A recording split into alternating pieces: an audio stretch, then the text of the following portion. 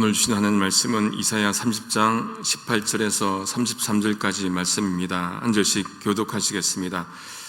그러나 여호와께서 기다리시나니 이는 너희에게 은혜를 베풀려 하심이요 일어나시리니 이는 너희를 긍휼히 여기려 하심이라. 대저 여호와는 공의의 하나님이시라 무릇 그를 기다리는 자는 복이 있도다. 시온에 거하며 예루살렘에 거하는 백성아, 너는 다시 통곡하지 않을 것이라. 그가 너희 부르짖는 소리를 인하여 내게 은혜를 베푸시되 들으실 때에 내게 응답하시리라. 주께서 너희에게 환난의 떡과 고생의 물을 주시나 내 스승은 다시 숨기지 아니하시리니 내 눈이 내 스승을 볼 것이며 너희가 우편으로 치우치든지 좌편으로 치우치든지 내 뒤에서 말소리가 내 귀에 들려 이르기를 이것이 정론이 너희는 이리로 행하라 할 것이며 또 너희가 너희 조각한 우상에 입힌 은과 부어 만든 우상에 올린 금을 더럽게 하여 불결한 물건을 던짐같이 던지며 이르기를 나가라 하리라. 내가 땅에 뿌린 종자에 주께서 비를 주사 땅 소산의 곡식으로 살찌고 풍성케 하실 것이며 그날에 너희 가축이 광활한 목장에서 먹을 것이요 밭 가는 소와 어린 나귀도 키와 육지창으로 까부르고 맛있게 한 먹이를 먹을 것이며 크게 살육하는 날 망대가 무너질 때 각 고산 각 줄령에 겨울과 시냇물이 흐를 것이며 여호와께서 그 백성의 상처를 싸매시며 그들의 맞은 자리를 고치시는 날에는 달빛은 햇빛 같겠고 햇빛은 칠배가 되어 7날의 빛과 같으리라.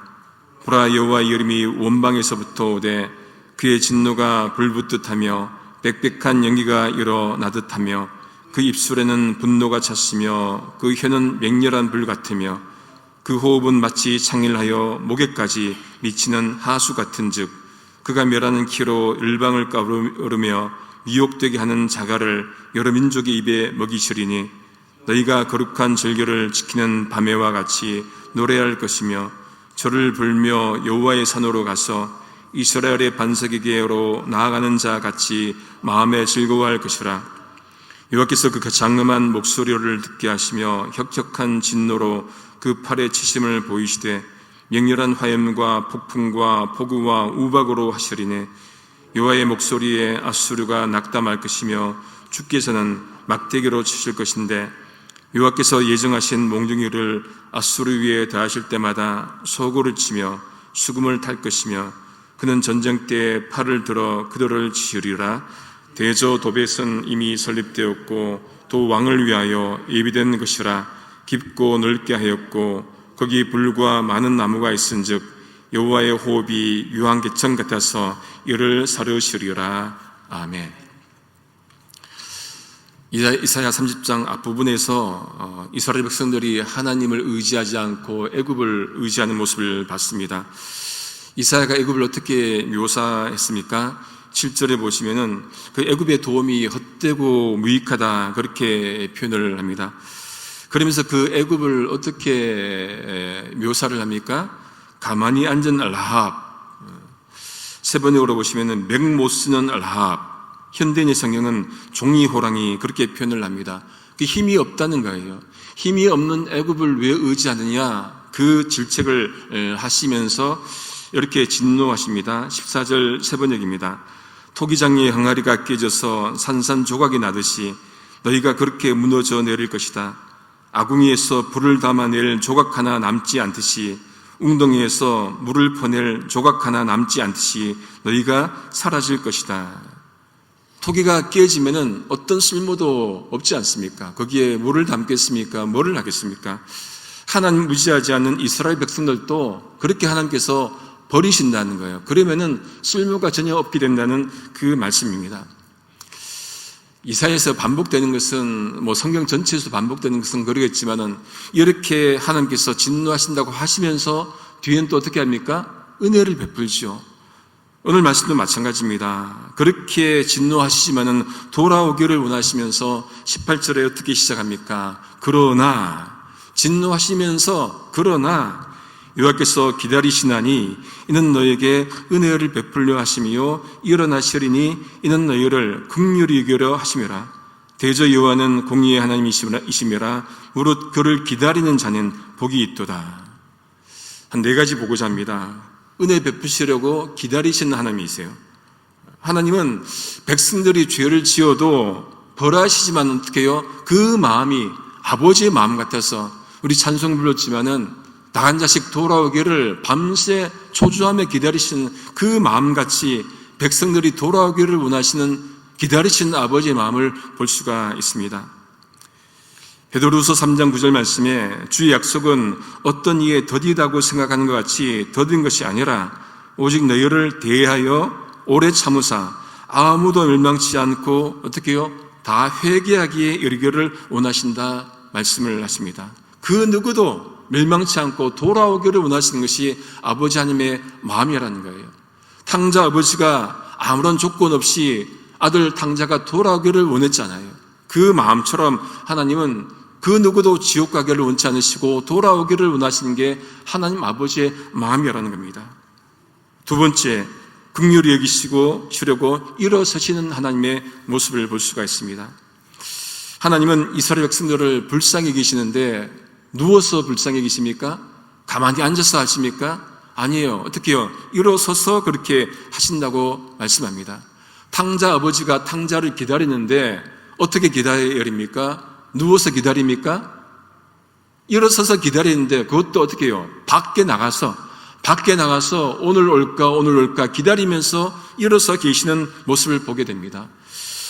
긍휼히 여긴다는 것은, 불쌍히 여긴다는 것은 이거는 관념이 아니에요. 이거는 동사입니다. 행동으로 나타나는 겁니다. 하나님께서 이스라엘 백성들 정말로 진노하셔도 벌하셔도 충분하지만은 그럼에도 불구하고 돌아오기를 원하시는 그 안타까워하시는 마음, 이거는 긍휼의 마음은 동사로 나타나는 것이죠. 세 번째, 이사야는 하나님을 공의의 하나님 그렇게 표현을 합니다. 공의 그러면은 정의죠, 정의. 그러면은 이스라엘 백성들이 하나님의 말씀 듣지 않았으면은 어떻게 해요? 그들을 벌하시는 것이 정의죠. 그런데 어떤 모습으로 나타납니까? 그럼에도 불구하고 그 언약 때문에 언약 깨지 않으시고 이스라엘 백성들이 회복되기를 원하시는 그 모습이 바로 공의의 하나님이다. 그렇게 규정합니다. 마지막 네 번째, 기다리는 자에게 복을 주십니다. 하나님은 주님을 기다리는 모든 사람이 복이 있다. 그들에게 복이 있다. 하나님이 이스라엘 백성들을 기다리지만은 반대로 어떻게 해요? 이스라엘 백성들이 하나님을 기다려야 합니다. 현실적으로 정말로 어렵다 하더라도, 때로는 고통과 아픔과 어려움이 있다 하더라도 백성들은, 우리는 어떻게 해요? 하나님을 기다려야 한다는 거예요. 다시 말해서 그 하나님을 의지해야 된다는 말씀입니다. 이런 하나님의 은혜를 여러분 좀 조심해야 되는데 악용하면 안 되지요. 이스라엘 백성들 죄악에도 불구하고 하나님의 은혜를 베푸시니까 어떻게 해요? 악용하는 경우가 많지요. 하나님은 은혜 베푸시니까 우리가 어떻게 살아도 괜찮아. 조금 벌 받으면 괜찮지. 하나님이 또 구해주시고 사해주시고, 그거는 하나님을 악용하는 거죠. 마음대로 살자, 그렇게 해서는 안 될 것입니다. 이것은 하나님을 업신여기는 것이고 하나님을 만홀히 여기는 것이겠죠. 여러분, 바울이 그래서 걱정하면서 경고하지 않습니까? 죄가 더한 곳에 은혜가 어떻게 해요? 넘친다고. 그러면서 은혜를 더하게 하려고 죄에 있겠느냐? 그럴 수 없다는 게 바울의 논지 아닙니까? 하나님의 은혜를 바르게 이해하고 바르게 믿어야 할 것입니다. 이사야가 하나님께서 이스라엘을 지키시는 그 확신의 말을 전합니다. 이스라엘 백성들이 더 이상은 통곡하지 않을 것이다. 그러면서 이유를, 근거를 말씀해 줍니다. 19절 하반절입니다. 그가 너희 부르짖는 소리를 인하여 내게 은혜를 베푸시되 들으실 때 내게 응답하시리라. 하나님이 함께 하셔서 은혜를 베푸신다 하십니다. 근데 언제 그렇게 하신다고 합니까? 세 번역으로 앞부분을 보면은 내가 살려달라고 부르짖을 때에, 부르짖을 때 언제? 하나님께 자꾸 부르짖을 때 그렇게 은혜를 베푸신다고 말씀을 합니다. 하나님께 부르짖어야 합니다.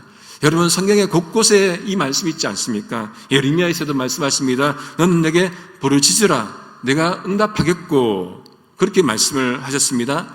성경 곳곳에서 이렇게 답변을 주시면은 우리가 뭘 해야 됩니까?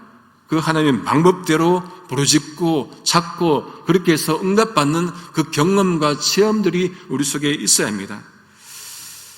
그런데 하나님이 함께 하심에도 백성들이 그러면 고난이 없는 것이 아니에요. 고난이 여전히 있습니다. 20절 상반절에 보면은 그 고난을 어떻게 표현합니까? 환난의 떡과 고생의 물 그렇게 주신다고 하십니다. 하나님 의지하지 않고 강대국을 의지했기 때문에 일상에서 고난 받는 모습을 보여줍니다.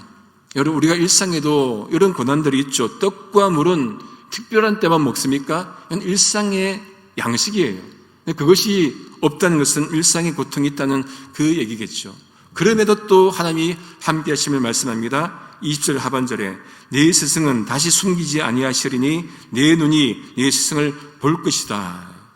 여기 스승은 말씀 전하는 선지자이기도 하겠지만은 하나님 그 자체이기도 합니다. 환난과 고난이 있을지라도 하나님께서 숨지 않으실 것이다. 하나님께서 너희들을 인도하실 것이다. 그 말씀입니다.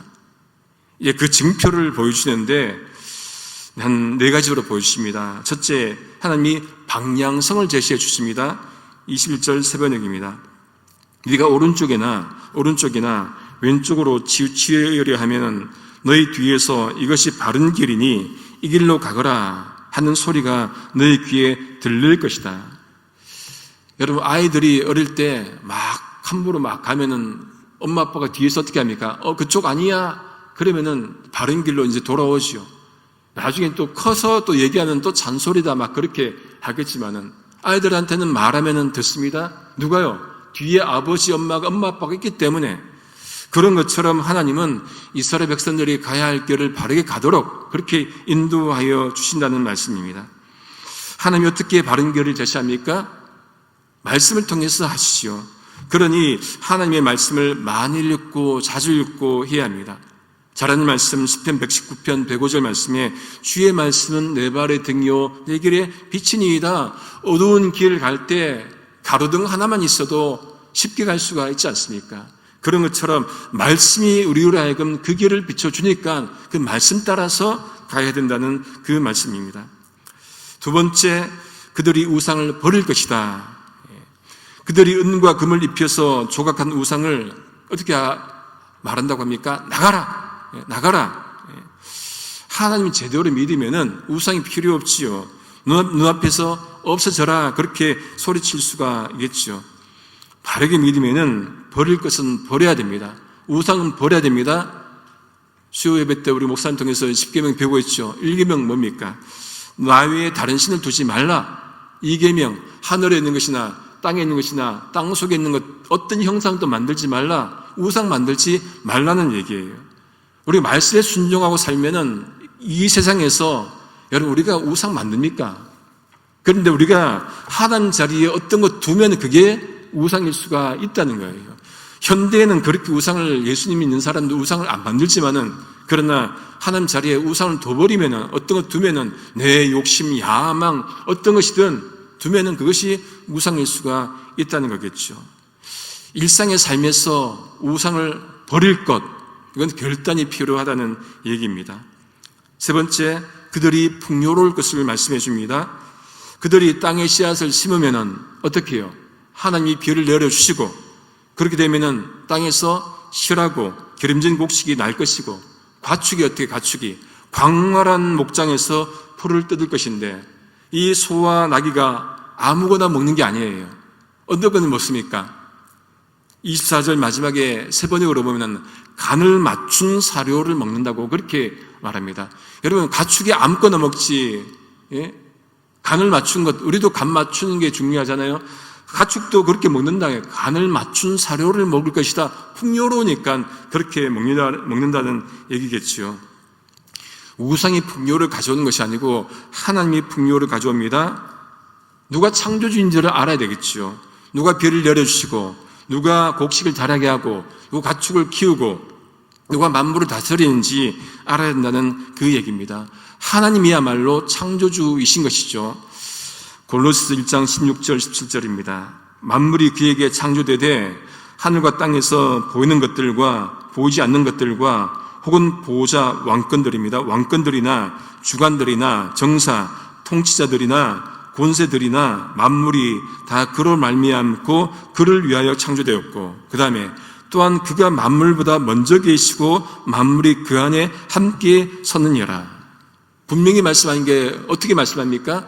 하나님께서 모든 것보다 앞서신 하나님. 그러니까 하나님께서 모든 것들을 창조하셨다는 그 말씀입니다. 가장 먼저 계신 그 하나님을 믿어야 되는 거예요. 그 다음에 것은 여러분 똑같은 존재들 아닙니까? 그 다음에 것들은 있다가 없어진 존재들인데, 하나님은 모든 것 되신 하나님, 만물 이전에 계셨던 하나님, 영원하신 하나님, 그분만 믿어야 한다는 얘기입니다. 네 번째, 그들을 회복하실 것이다. 25절에 보면은 그렇게 무너지고 사륙이 있고, 그런데 희망의 메시지를 주시죠. 어떻게 합니까? 높은 산과 솟은 언덕마다 무엇이 흐릅니까? 겨울과 샘물이 흐를 것이다. 여러분, 강이 흐른다는 것은 생명이 산다는 거예요. 희망의 메시지 아닙니까? 그냥 망하도록 두지 않는다는 그 말씀입니다. 에스겔 47장, 제가 참 좋아하는 그 말씀인데, 성전 문지방에서 물이 흘러나오죠. 흘러서 어디 갑니까? 사이로 들어가지요. 물이 흘러가니까 흘러가는 곳곳마다 어떻게 해요? 나무가 자라고, 죽은 사의 강물에 그 물이 들어가니까 그 강물이 살아나잖아요. 이스라엘 회복을 말씀합니다. 여러분, 우리가 죽은 듯 있어서는 안 되고, 말씀이 우리 속에 들어오면은, 하나님의 은혜가 성전을 통해서, 말씀을 통해서 흘러가면은 우리가 살아있는 모습으로 살아야 되는 거겠죠. 그 모습을 26절에 회복의 모습을 말씀해 줍니다. 여호와께서 자기 백성의 상처를 싸매시며 그들의 맞은 자리를 고치시는 날에는 달빛은 햇빛 같겠고 햇빛은 7배, 7배가 되어 7날의 빛과 같으리라.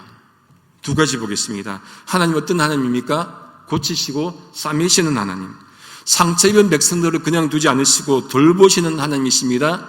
호세아 6장 1절에 오라 우리가 여호와께로 돌아가자. 여호와께서 우리를 찢으셨으나 도로 낫게 하실 것이요 우리를 찢었으나 싸매어 주실 것이니라. 고치시고 싸매시는 하나님의 모습을 보게 됩니다. 우리가 이런 하나님을 경험하려면 하나님께로 돌아가야겠죠. 상처 입은 모습들이 있지만은 그대로 있을 것이 아니고 돌아가야 됩니다. 돌아가면은 하나님께서 은혜를 부어주시고 고치시고 싸매주시고 회복하게 하신다는 그 말씀 아니겠습니까? 그렇게 될 때 밝은 모습이 될 것이다. 달빛은 햇빛 같겠고, 여러분 달빛이 햇빛 같으면 얼마나 밝겠어요. 제가 2002년도에 캐나다의 밴쿠버에 한 해 동안 살았는데 반년 동안은 그 선교센터 지하실에 있었어요. 햇빛이 한 개도 안 들어오는 곳에. 나중에 나와서 아파트로 갔는데 밤 10시까지 백야 현상이 있더라고요. 밤 10시까지 환하더라고요. 여러분 달빛 햇빛 같은 게 그런 모습 아니겠습니까? 햇빛은 또 어떻게 됩니까? 햇빛은 7배나 지금 저 태양의 모습이 하루 있는 그 옥에 7배나 더 밝게 비친다. 그런 모습은 이스라엘 백성들에게 회복의 모습을 보여주는 것 아니겠습니까?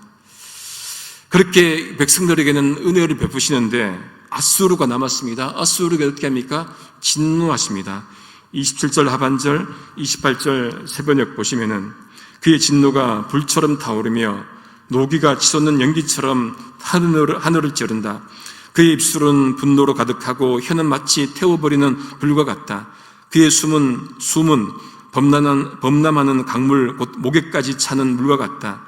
그가 파멸하는 키로 민족들을 까부르시며 미혹되게 하는 재갈을 백성들의 입에 물리신다.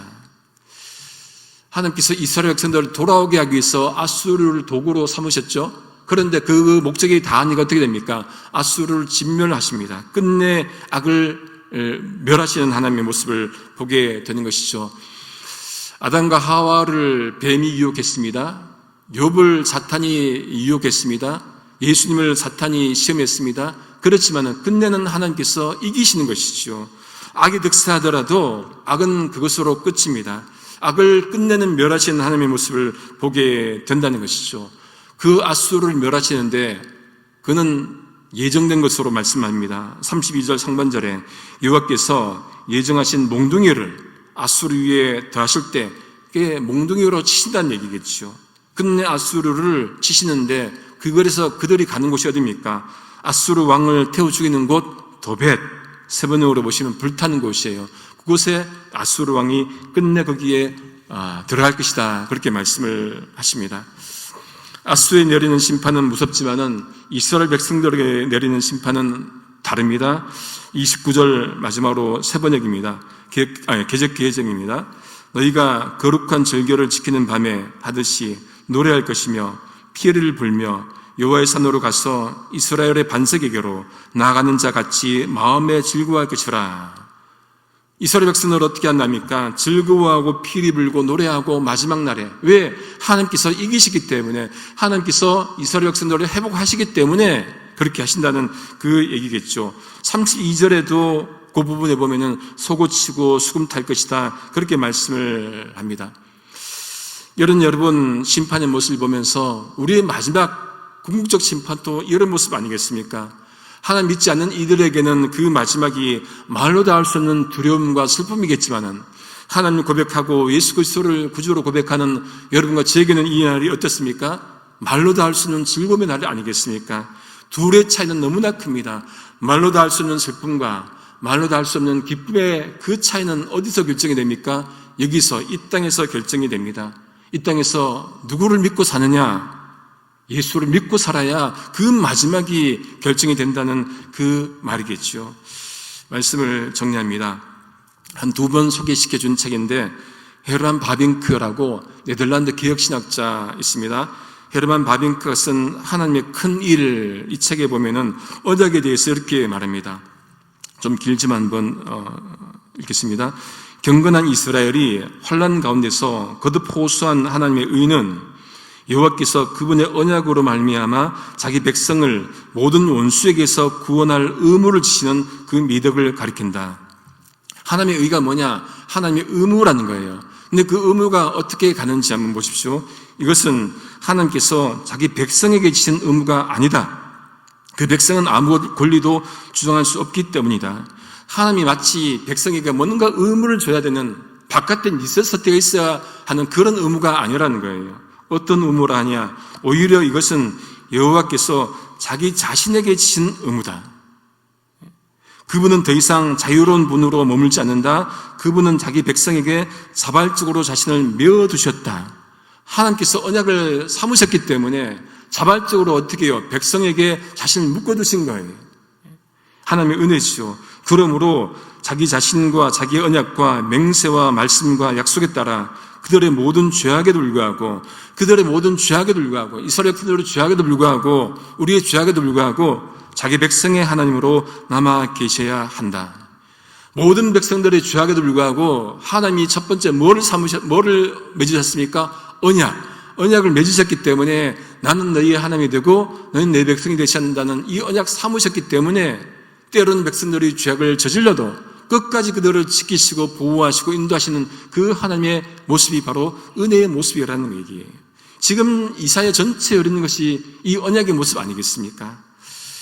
이런 모습을 우리가 악용하지 말고 정말로 하나님의 은혜를 잊지 않고 우리에게 주어진 한날의 삶을 주님의 몸된 교회 안에서 온 힘 다해서 섬기며 또 살아갈 수 있는 우리 모두 될 수 있기를 성부, 성자, 성령이신 삼위일체 하나님의 이름으로 소망합니다. 기도하시겠습니다. 이스라엘이 죄악에도 불구하고 그들과 맺은 언약 때문에 그들이 돌아오기를 원하시는 하나님 아버지, 하나님의 무한하신 사랑에 감사드립니다. 이러한 하나님의 사랑을 악용하지 않게 하시고 하나님의 은혜를 입었다면 은혜 받은 성도의 삶을 일상에서도 하나님의 은혜로 살게 하여 주옵소서. 하나님 아버지, 우리는 연약합니다. 부족합니다. 그러기에 주님께 간구하게 도와주옵소서. 주님을 찾으면 주님께 부르짖으면 들어주신다고 하셨으니 그 길을 보여주셨으니 주님께 나와 간구하고 주님의 응답을 듣는 제가 될수록 성령께서 역사해 주옵소서. 예수님의 이름으로 기도드립니다. 아멘.